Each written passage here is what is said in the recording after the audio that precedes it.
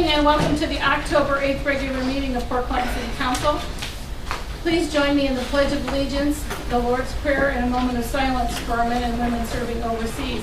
I also would like you to keep in your thoughts and prayers the drummer family who wants to find and stellar citizen.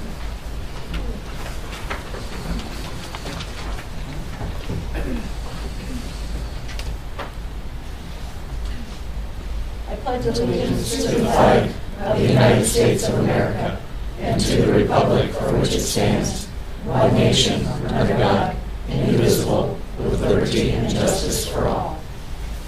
My Father, who art in heaven, hallowed be thy name. Thy kingdom come, thy will be done, on earth as it is in heaven. Give us this day our daily bread, and forgive us our trespasses, as we forgive those who trespass against us. And lead us not into temptation, but deliver us from evil. For thine is the kingdom, the power, and the glory, forever and ever. Amen.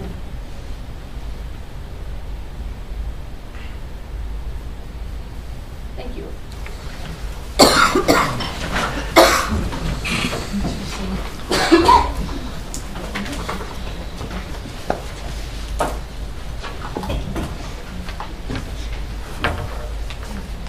Also, I'd like you to keep in your thoughts the family of Joel Crumnow, who was the mayor of Genoa, and if you, Elmore, I'm sorry. If you never had an opportunity to meet him, you missed quite a character, and he always had Elmore in his heart. Elmore, please call the roll. Mark Kapler, Present. Ron Ackerman, Present. Deborah Benko, Present. Kathy Mel, Present. Mike Snyder, Present. Nicole DeFrias, Present. Margaret Phillips, Present. Thank you. You have before you the minutes of the August 8th meeting, special meeting, and the August 13th regular meeting. Could I have a motion to accept those minutes as stated? So moved, Madam President. Thank you, Mr. Snyder. Could I have a second? I'd like to make a change in the minutes. Okay. On the last page of the August 13th minutes, it was reported that I voted yes when I voted no, and that was when you stepped in and broke the tie. If you remember, so I thought it was kind of an important one that we should sort that, and I totally about it. So thank you. And if that's being changed, then I'll second.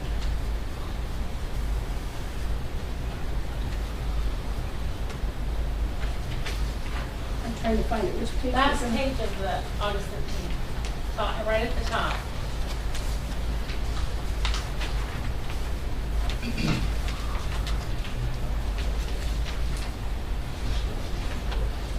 It's August 13th, the last page, right at the top. Oh, okay. See what I mean? Mhm.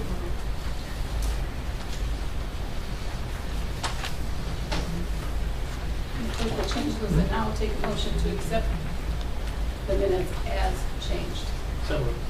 Thank you, Mr. Snyder. Could I have a second? I'll second that. Thank you. All those in favor? Aye. Thank you.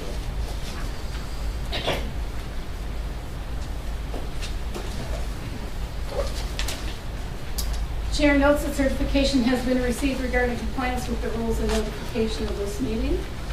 We have no mayor's report tonight, unless the Safety Service Director has something. But I did talk to the mayor today, and his recovery is not going as well as he thought it might go. So he's in quite a bit of pain, but he is doing some business from home, but he still can't get around very well. I think he hopes he's going to be in the office next week, but after talking to him today, I would tell you that that would not be true. So we'll see. But I'm sure he would appreciate your thoughts and prayers also. Like I said, it's just not going as well as he had anticipated. Auditor's report. Thank you, Madam President. A few quick things. The September month-end reports for the September 2013 calendar month were sent on October 1st, so if you did not receive those, please feel free to let me know. Additionally, I also am pleased to announce that the 2012 fiscal audit has been completed by the Ohio State Auditor's Office, and a copy of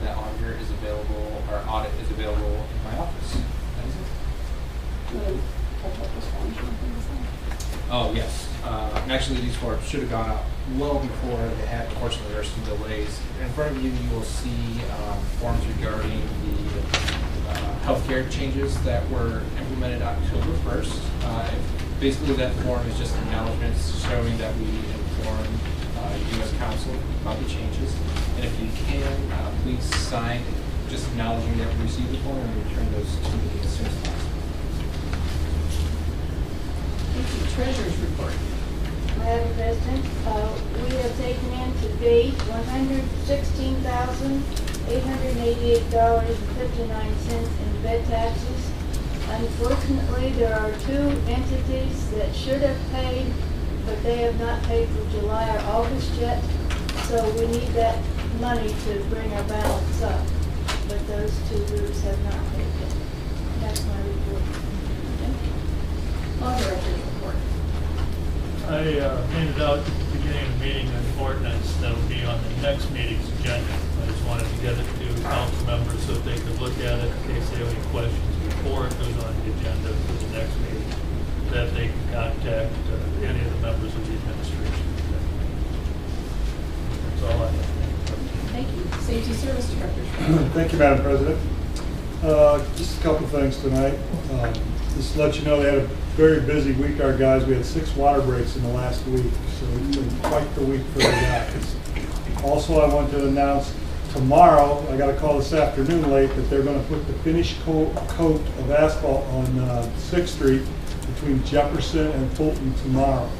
So there may be a little trouble through there. It will get into Fulton Street, but Fulton will be open. They will have flaggers there, will not be shut down. Then next week, probably Tuesday, Wednesday, I don't know 100%, Jefferson Street will be closed at 6th Street. They're going to have to dig that out to put the asphalt in. So I've already contacted the schools to let them know they're going to have to take their bus traffic on Fulton and not be able to cut through on Jefferson. That is supposedly tentatively scheduled for Tuesday and Wednesday of next week. Just so everybody knows that, so you want to stay away from that area. Another job we have going is Taft Street. Taft Street seems to be going pretty well. They seem to be on schedule. We had a progress meeting it must have been the end of last week, and they think that they are a little bit ahead of schedule. So that project is going well. I think that's all I have for you. Second Street. Second and Elmer's over. Thank you. Thank you. Fire Chief's report. Thank you, Madam President. As you had mentioned earlier, we buried a dear friend of mine last week. John Drummer was the fire chief of Port Clinton, spent 35 years of service in the city and 17 years as chief. He was a great man. I want to thank everyone that participated in giving him the send-off that he deserved. If you didn't know him, shame on you. He was Mr. Port Clinton. There was no other way about it. But he was a great, great man, and I attribute what I am today as fire chief to John.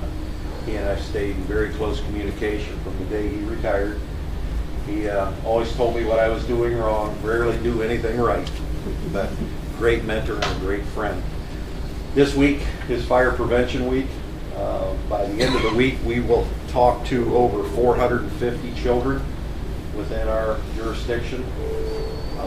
We do all the preschools, we do all the grade schools, all the schools throughout. We are also doing some presentations on Saturday, this week and next week, and we get out to as many people as possible. And the big thing that we touch on are smoke detectors, CO detectors, and I can't stress that enough. Last night I had a CO call here in town, and that if their CO detector was not in the house and not working, they would have been dead this morning. And it was extremely fortunate that they had that. So if you don't have a smoke detector, or if you don't have a CO detector, get them. Put them in the house. If you can't afford it, you call me and I will buy you one. And I will put it in your home. But you should have these, and fire prevention is not only in October, it's year round. Always keep that in the back of your mind. Thank you, Madam President. Thank you, and I say this every time we have Fire Prevention Week, and I know the chief thinks it when I do, but particularly if you are an elderly citizen and you need to have your batteries replaced in your fire detector, Call give me. the chief a call. And he will come out himself and help you change them. And it's a wonderful, wonderful service that he offers. So if you know of somebody, or if you're an elderly person yourself and you don't want to climb the ladder, you can't get to your fire alarms, don't be embarrassed to call the chief. I work To save cheap. your life. I work cheap. It's raising oatmeal cookies. There's one person here that knows that. Wow. Anytime, day or night, and that is the truth. I'd rather see you on that matter than have to come see a professional. I appreciate it. Under correspondence tonight, we have the auditor's report for September, which you received via email. We have the Finance Committee reports of 8/20 and 9/17, Laws, Rules, and Ordinance of 8/29 and 9/24, the City Planning and Development Committee of 9/3, and the Tree Commission of 9/10. Could I have a motion to accept the correspondence as stated?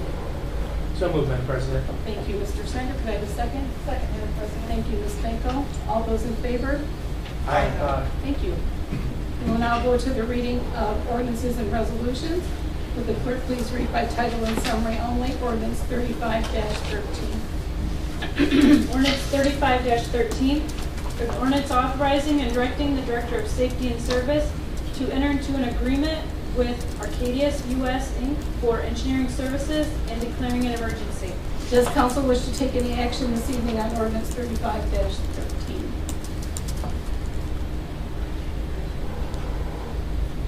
Madam President, I move to retain the emergency clause in the ordinance. I have a motion to retain the emergency clause in ordinance 35-13. Do I have a second?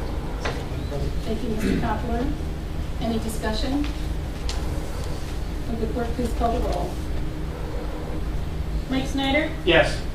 Ron Ackerman, Yes. Mark Kapler, Yes. Deborah Benko, Yes. Margaret Phillips, Yes. Kathy Mel, Yes. Nicole DeFrias, Yes.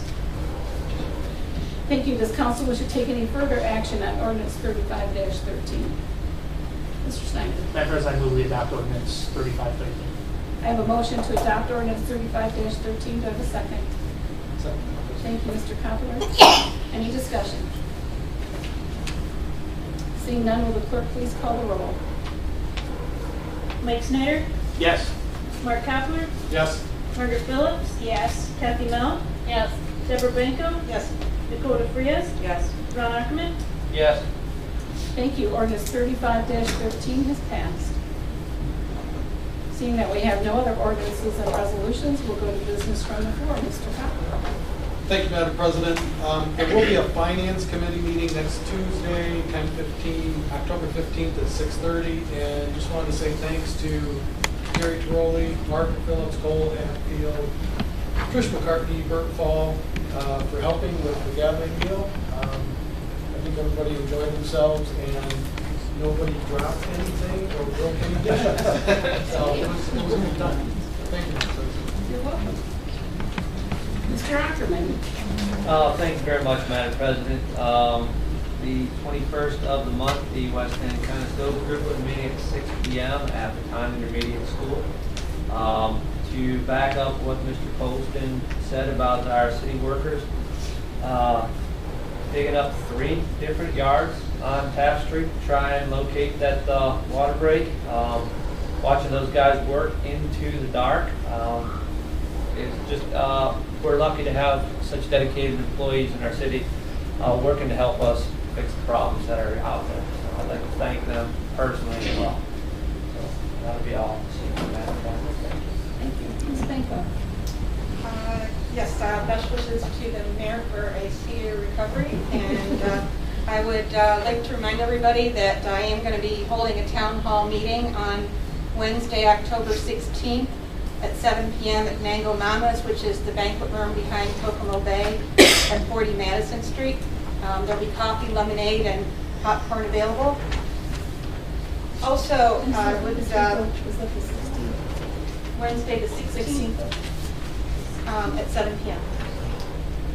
Also, I would like to inform council that at the Planning and Development Committee meeting last week, the committee consisting of Mark Koppler, Kathy Mel, and myself talked about the last time that council had a planning retreat, which was exclusively for council, which was actually back in 2008. And out of that retreat, the planning committee, as it was just the planning committee back then, developed a proposal at that time. And as a result of subsequent meetings with Council President Hartlaub, a plan was developed for the committee meeting structure that was adopted by amendment to the Rules of Council back in 2008. So we talked about that history last week, and we discussed what we felt was the need for a new retreat, given the issues raised regarding committee meetings at the September 24th council meeting. So the committee has a request that a city council planning retreat be held. And in particular, we propose discussion of committee meeting structure, including the possibility of a work session, and request Mr. Wilbur's presence at the retreat to discuss any legal questions regarding this issue. And so I have a signed request from our 3 committee members. I could make a formal motion if the full council needs to vote on this, but here's our request from 3 council members, as I said, Kathy, Mark, and myself. And we were hoping that we could have this sometime soon so that whatever proposals might come out of this retreat are in place prior to the start of the new session, so that everybody knows what the rules are and what meeting structure we're going to have. Would you prefer after the election, so that if they're running new council, they'd be part of the retreat? Are they allowed to attend such a retreat? You know, it would be considered a public meeting. We've had retreats in the past, the public has been invited, but not to participate. They could come and not necessarily participate. I think that's probably acceptable to everybody, unless anybody has any other comments to yourself. Okay, we will start working on this, find a place, get some dates and times. Thank you. Thank you. Appreciate that. And that's all tonight, Madam President. Thank you. Ms. Mel. Nothing tonight, Madam President. Thank you, Mr. Snyder. Thank you, Madam President. I'll make up for this now. A couple of dates and events that are going on in the community that I just wanted to pass along. The Port Clinton High School Marching Band, and Port Clinton Choir are going to be traveling to Chicago later this school year. And the Port Clinton Music Boosters is helping fundraise for this event. It's going to cost about $400 a child to send them on this trip. They have 4 tickets to the November 23rd Ohio State-Indiana football game that they're raffling off. They're selling raffle tickets throughout the entire month of November. They're $5 a raffle ticket, and you can see any student in the marching band or the choir or any member of the Port Clinton Music Boosters to get those raffle tickets. Again, the drawing will be on November 1st, and the game will be in Columbus on November 23rd. The Rotary Club, PC Rotary Club, is having their annual pizza challenge. Unfortunately, it's next Tuesday when we have a couple of committee meetings. It'll be at the Moose Lodge from 4 until 7 p.m. $10 for adults, $5 for children, and I think it's 12 and under, but don't hold me to that on the child ticket price. The Port Clinton Firefighters Association is having their annual feather party on Saturday, November 9th at 6 p.m. at the fire station. This is a free family event. However, members of the Firefighters Association are selling raffle tickets for a variety of prizes, $1 each, 6 for $5. You can see a variety of folks on the fire department to get those raffle tickets. Then the Port Clinton Kiwanis Club is having a rather innovative event. It's the 2nd annual Evening at the Races. That'll be on Friday, November 15th at Lock, Dock, and Barrel on Buckeye Boulevard here. Doors open for that event at 6:30. It's a really neat 21 years and older event where betting opportunities available on horse races that have taken place in the past, but they're selected at random and you don't know who's going to win, and it's a lot of fun. It's one of Kiwanis' biggest fundraisers of the year. The Emergency Services Committee will meet in the office next door at 5:30 next Tuesday night. And the tip from the chief, we're going to do another twofer. The Bright and Loud activities are still available. Contact Chief Hickman or Chief Johnson if you have a service member, a family friend that's returning from duty overseas, and the folks on those two departments will make sure they receive the proper reception back into town, very bright and very loud. I heard a rather disturbing fact earlier today that young adults, age 15 to 24, the #1 cause of death used to be, accidental death, used to be motor vehicle accidents. It's now been surpassed by prescription drug overdose. I just found that completely shocking. Just a reminder that there is a prescription pill drop-off in the lobby of the police station. It's open 24/7. You just come in, throw the unwanted, unneeded prescriptions in the drop, and they come and pick them up and destroy them properly. I think we all have some prescriptions at home that for whatever reason we didn't finish the prescription. So feel free to bring those in. There's, I think, 4 or 5 different drop-offs around the county, but there's one here in town in the police station lobby. With that, I thank you very much. Thank you. Mr. Freeze? Thank you, Ms. Forbes. You have a copy of the tree commission meeting from the 10th. I want to emphasize for Mr. Tiroli, who is actually the chair, that 2 more members are needed for the tree commission, and they would like to have, if at all possible, a volunteer downtown business owner, because that would be important, as well as a Port Clinton citizen, just someone who has a little bit of time to donate to this. And they are working on removing trees, and I have seen them on the street, literally, walking around with a lady from Columbus who tells them what kind of tree was going to what kind of spot, like down 6th Street, the new addition, in order to ensure that the tree isn't an elm or an oak, which is too large for those areas. And that's the tree commission. Members of the audience. Mr. Tiroli. Yeah, I'd just like to reiterate what, Name and address. oh, I'm sorry, Jerry Tiroli, 647 Harrison Street. I'd just like to reiterate what Ms. Phillips said. We conducted a site survey yesterday for the tree commission on 6th Street, on 3rd and on 2nd, and we're working on getting a budget for tree replacement. Thank you. Anybody else? Mr. Yankee. Jerry Yankee, 117 Cedar Street. Thursday night we have candidate night. Starts at 7 o'clock. I hope all the candidates will show up and be able to talk about the platform they're running on. And hopefully one of the plank issues would be water development of Waterworks Park. Now I know that the Democrats are on board with the mayor as far as developing Waterworks Park. I would like to see a little opposition from the Republican Party on this issue. See you there. Anybody else this evening? Mr. Finke. Don Finke, 222 Adams. I'd like to commend the fire department for the real nice ceremony they held at Adams and 2nd Street. It was terrific. If you missed it, you missed really something nice. Tracy, when is leaf collection starting? The end of the month, or? I hope so. When they start coming down heavy, yeah, we'll get on time. Okay. Lately, we citizens have had to cope with the buffoons, the dingbats, and the nincompoops that call themselves representatives in Washington, D.C. Sure, there's a few good ones, but most of them are fools and clowns.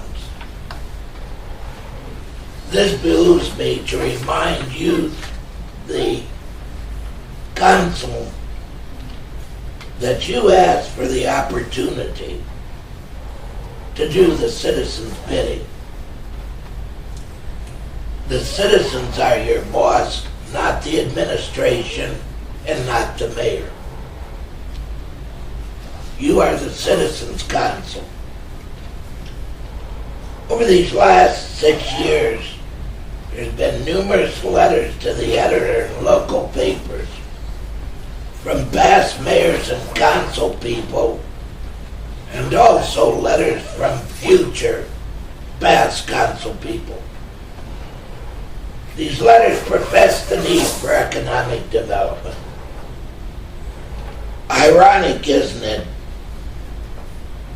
that had those individuals, same individuals, done a better job, we wouldn't be having this conversation today. This includes you, the present administration and council.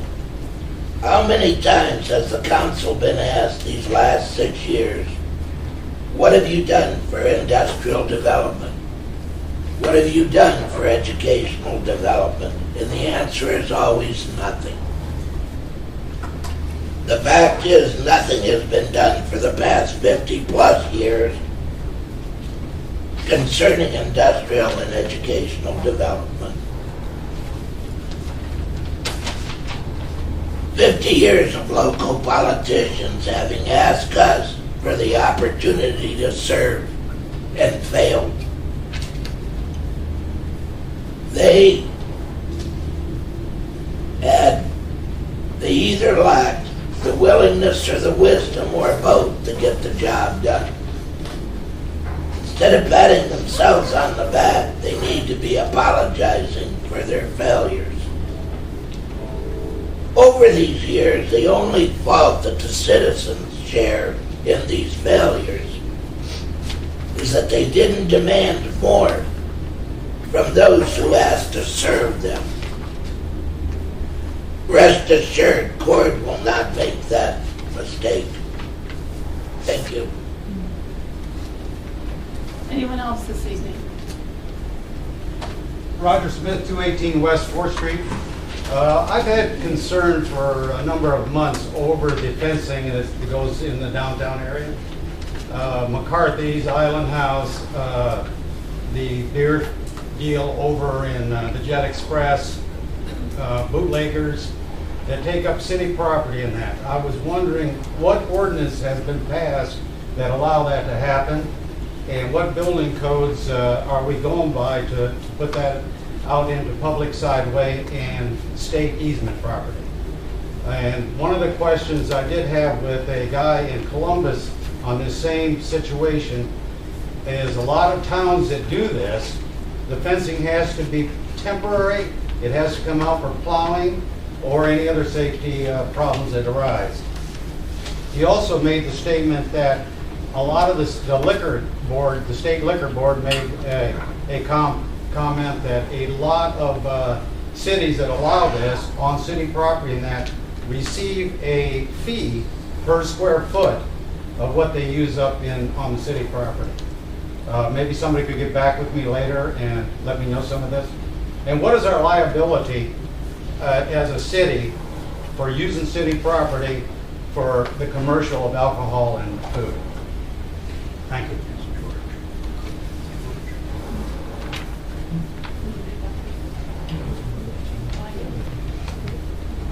Mr. Wilberville. Thank you. Anyone else this evening? Seeing none, I will ask for a motion to adjourn, Ms. Penfield. Madam President, I move this item back adjourned. Do I have a second? Thank you, Ms. Phillips. All those in favor? Aye. Thank you.